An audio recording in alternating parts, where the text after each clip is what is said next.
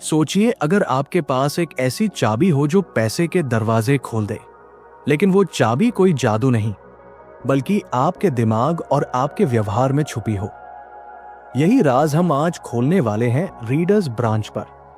यहां हम किताबों की दुनिया में डुबकी लगाते हैं और उनमें से वो सबक निकालते हैं जो आपकी जिंदगी बदल सकते हैं।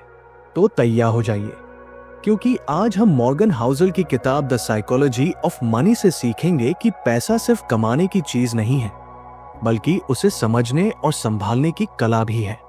चलिए शुरू करते हैं इस रोमांचक सफर को। मॉर्गन हाउसल की किताब ने पैसे के बारे में जो सबसे बड़ी बात सिखाई है वो ये है कि पैसा सिर्फ नंबर नहीं है। ये हमारी सोच, हमारी आदतों और हमारे फैसलों का परिणाम है। मॉर्गन हाउसल की द साइकोलॉजी ऑफ मनी एक ऐसी किताब है जो आपको सिखाती है कि पैसे के साथ कैसे काम किया जाए ताकि इसे आकर्षित करना आसान हो जाए। ये वाक्य जितना सरल है उतना ही गहरा भी है, क्योंकि असल में पैसा वही लोग बनाते और रखते हैं जो उसके मनोविज्ञान को समझते हैं।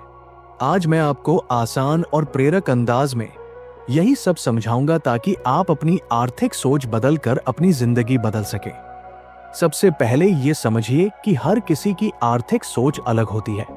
हर किसी के अनुभव, परिवेश और डर अलग होते हैं, इसलिए वही घटना दो लोगों पर अलग असर डालती है। कोई व्यक्ति लॉटरी में पैसा खर्च करके उम्मीद पालता है, तो कोई व्यक्ति बचत करके सुरक्षा बनाता है। किसी को यह समझना मुश्किल लगता है कि लोग क्यों अलग तरह से सोचते हैं, पर यही विविधता हमारे फैसलों की जड़ है। इसलिए दूसरों की नकल करने की बजाय अपनी परिस्थिति और अपने लक्ष्य के हिसाब से सोचें। भाग्य और जोखिम हमेशा हमारे साथ चलते हैं। बिल गेट्स की कहानी हमें बताती है कि मेहनत के साथ साथ सही मौके और किस्मत का भी बड़ा हाथ होता है।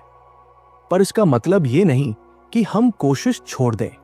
कोशिश करें, पर यह भी माने कि कुछ चीजें हमारे नियंत्रण से बाहर हैं। इसलिए अपने फैसलों में इतनी लचीलापन रखें कि अचानक आए झटकों से आप टूटे नहीं। यही वो सोच है जो आपको लंबे समय तक टिकने और बढ़ने में मदद करेगी। कई बार इंसान की सबसे बड़ी कमजोरी होती है कभी संतुष्ट न होना। दूसरों से तुलना करते करते हम अपनी खुशियां और सुरक्षा खो देते हैं। जोसेफ हेलर की कहानी में यही बात साफ दिखती है कि काफी होना असली दौलत है।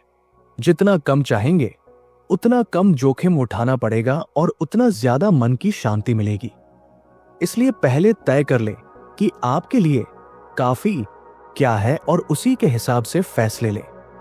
कंपाउंडिंग यानी चक्रवृद्धि का जादू समझिए।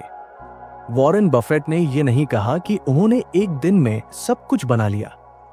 उन्होंने सालों तक लगातार निवेश किया और समय ने उनके लिए कमाई बढ़ा दी।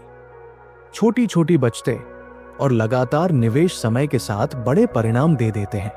इसलिए आज से ही छोटी बचत की आदत डालें और धैर्य रखें। समय आपका सबसे बड़ा साथी है। पैसा कमाना और पैसा बनाए रखना दो अलग कला है। पैसा कमाने के लिए आपको जोखिम लेना पड़ता है, पर उसे बनाए रखने के लिए विनम्रता और सतर्कता चाहिए। अमीर बनना आसान हो सकता है, पर अमीर बने रहना मुश्किल होता है। इसलिए अपनी कमाई के साथ ऐसी रणनीति अपनाइए जो आपको गिरने से बचाए और आपको लंबे समय तक खेलने लायक बनाए रखे। जीवन में बहुत कुछ टेल इवेंट्स पर निर्भर करता है, यानी कुछ दुर्लभ घटनाएं जो बहुत बड़ा फर्क डाल देती है।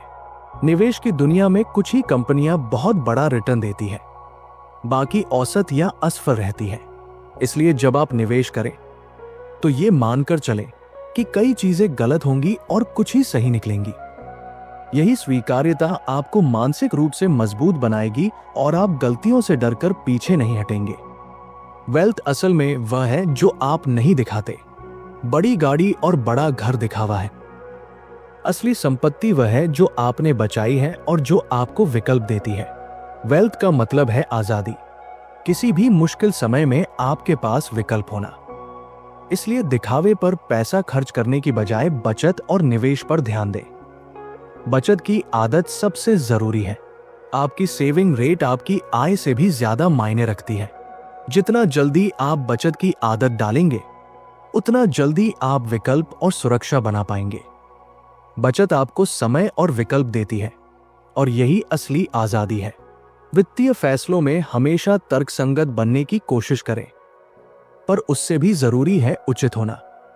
दुनिया अनिश्चित है, इसलिए आपकी योजना में गलती के लिए जगह रखें। एक अच्छा प्लान वह है जो टूटने पर भी आपको संभाल ले। अपने खर्चों को डाइवर्सिफाई करें, एक ही इनकम सोर्स पर निर्भर न रहें और इमरजेंसी फंड बनाकर रखें। हम अपने भविष्य के बारे में अक्सर गलत अनुमान लगाते हैं। आज जो आपकी प्राथमिकता है वह 10 साल बाद जरूरी नहीं रहेगी। इसलिए संक कॉस्ट यानी बीते हुए नुकसान को आगे बढ़ाते रहने की आदत छोड़ दें। जो खो गया उसे स्वीकार कर आगे बढ़े। यही समझ आपको बेहतर फैसले लेने में मदद करेगी। अंत में, निवेश और धन संचय एक कीमत मांगते हैं। ये कीमत अस्थिरता, डर और कभी कभी पछतावे की शक्ल में आती है। पर अगर आप इन भावनाओं को एक फीस की तरह मानकर आगे बढ़े तो लंबी अवधि में आपको बड़ा लाभ मिलेगा। छोटी असुविधाओं से भागने की बजाय उन्हें सहन करने की हिम्मत रखें। अब एक छोटा सा प्रैक्टिकल कदम, आज ही अपने खर्चों का एक छोटा हिसाब बनाइए। हर महीने कम से कम 10% बचत करने की आदत डालिए और अपने निवेश को समय दीजिए। छोटी शुरुआत भी बड़ी जीत की शुरुआत होती है। याद रखिए, पैसा आपके व्यवहार का आईना है। अपनी आदतें बदलिए, सोच बदलिए और परिणाम अपने आप बदलेंगे। पैसा प्राप्त करना और पैसा रखना पूरी तरह से अलग चीजें हैं और पूरी तरह से अलग मानसिकता और रणनीतियों की आवश्यकता होती है। ये वाक्य आपको बार बार याद रखना चाहिए। अगर आप आज अपनी सोच बदलते हैं और छोटे छोटे कदम उठाते हैं तो आने वाले सालों में आपका आर्थिक जीवन पूरी तरह बदल सकता है। आपके पास ये ताकत है कि आप अपनी आर्थिक कहानी को फिर से लिख सके। बस शुरुआत कीजिए, धैर्य रखिए और सीखते रहिए। रीडर्स ब्रांच के साथ ये सफर आसान और प्रेरक बने। हर किताब, हर विचार आपको एक कदम आगे ले जाएगा। तो आपने देखा कि पैसा सिर्फ नंबरों का खेल नहीं है, बल्कि हमारी सोच, हमारी आदतें और हमारा व्यवहार ही असली फर्क पैदा करते हैं। अगर आपको ये वीडियो पसंद आया हो तो इसे लाइक करें, अपने दोस्तों के साथ शेयर करें और चैनल को सब्सक्राइब करना न भूलें, क्योंकि रीडर्स ब्रांच पर हम हर हफ्ते आपके लिए नई किताबों से नए सबक लेकर आते हैं।